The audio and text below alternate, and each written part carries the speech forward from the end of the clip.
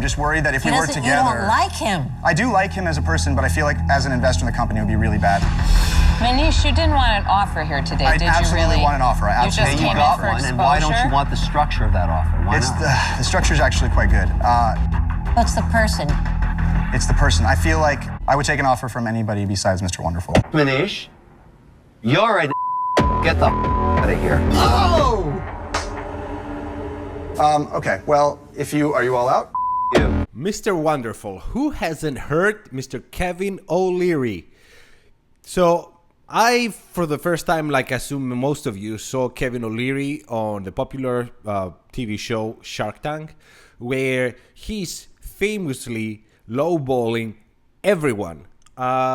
He is insulting almost everyone, and when he's not, he's lowballing them. Speaking me to that I've heard enough. I'm going to make you an offer, okay? It's going to reflect the risk I see inherent in this deal. This category is very crowded. The fact that you've got Kroger's, very hard to get in. I'll give you $250,000 for 20%. Okay. Wow. Thank you for your offer. We would like to hear other Absolutely. offers. The one reason I knew that I could do this was the exciting... Out. Gone. I don't know what you're doing. You say you're an entrepreneur. You focus on the money. They're all out. There's only one guy left. I made an offer when there was all these sharks. Robert is still in. Mr. Wonderful's pissed, okay? I'm out. Mr. Robert's Wonderful. still in. I understand you're pissed. I don't care. I'm out. You got Robert. Go for it. So I never was a big fan of Mr. Wonderful, but when he entered the watch space and I started seeing him more and more presenting his collection. The collection. As he says, I was pleasantly surprised. I'm like, okay, here we have somebody that's clearly very famous and he's interested in watches. How nice.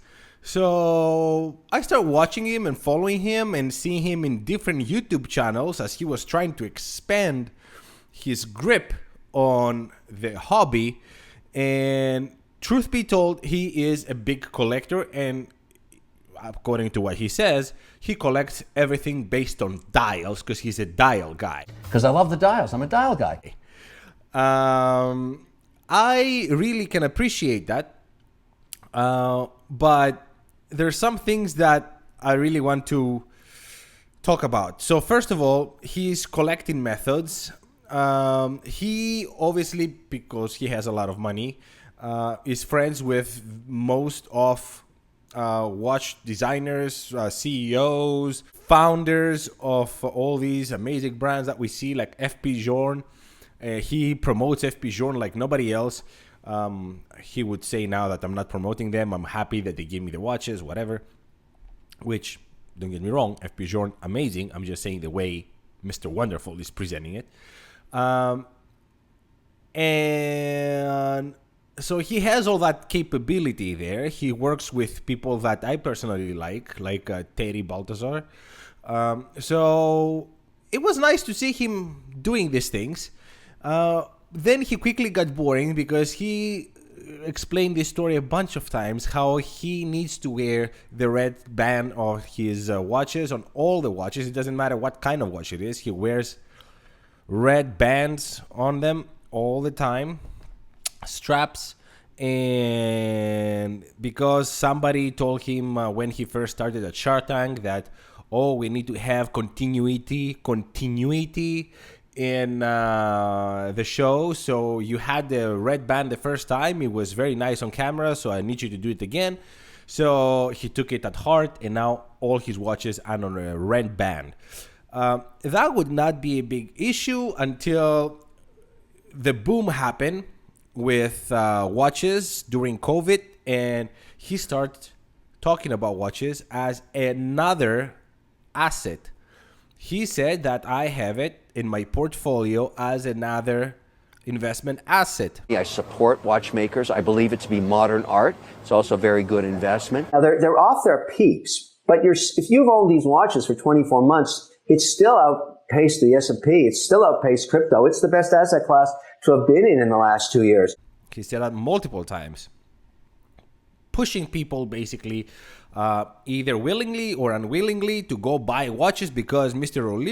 O'Leary says it's another asset. So I need assets, right? So they justified this way, extra spending buying watches.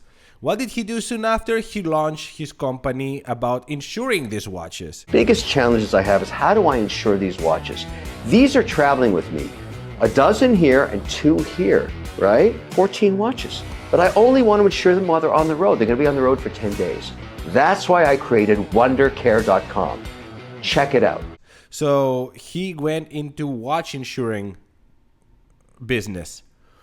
And almost at the same time, he was promoting this idiotic, disgusting, in my opinion, brand, Aventi, with those watches that are supposedly made the same with the same standards, same production as all the expensive watches, and their main thing was sapphire cases.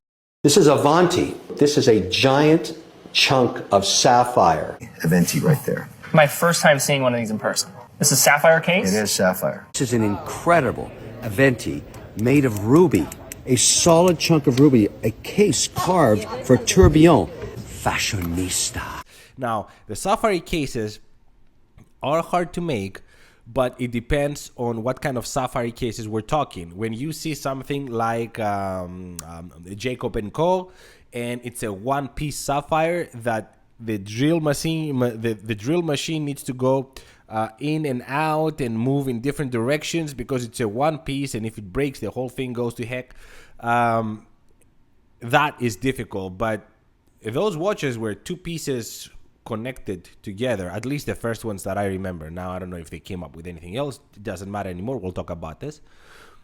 So he promoted all that, and many YouTubers fall into this trap, promoting these. And the latest scam, I call it scam, I mean allegedly scam, by Aventi, was that you had to sign up and request to receive a watch, and if you were approved, they would allocate you a watch. They were playing the cheapest game in the business. They're trying to copy Rolex, everybody does, but it's not Rolex clearly.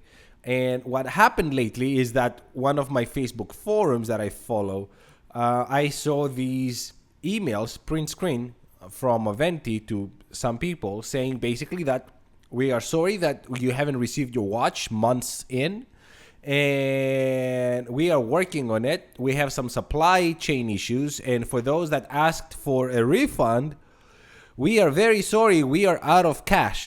It's 100% my fault, my responsibility that this situation is what it is now. I've made mistakes and I feel horrible. I can't sleep at night. I feel terrible. If you know me, you know how I've brought up. And who was one of the biggest promoters of this company? Mr. Kevin O'Leary. He didn't do his homework. He obviously received some money. Maybe he had some stock in it. Who knows what he was promised. But he was the main voice of Aventi watches. There's multiple videos of him showing it off and talking about it. And yeah. So for all these reasons, for his incredibly rude interviews where he keeps interrupting people that try to interview him, that ask for his opinion, but he won't let them even finish a question, or maybe they have a statement to make, God forbid. I really, really dislike him, and I stopped watching Mr. Wonderful a long time ago, and I hope that you do the same, because according to him, $300-400 is just a meal, and you might buy a nice watch for that. $300. It can't be. You know, you instead of going out for dinner, buy a watch. So his meals are $300-400. I understand that. Good for him, but I don't know. For the average Joe to be hearing this kind of statements on a daily and losing contact with reality, I think even if he was an amazing guy, for the same reason I talk about Michael, the producer Michael, for the same reasons I would not watch him. But let me know what you guys think about Mr. Kevin O'Leary, Mr. Wonderful. Thank you so much for watching. Until the next one, ciao. Oh, and one last thing. How about those flip-flops under the camera?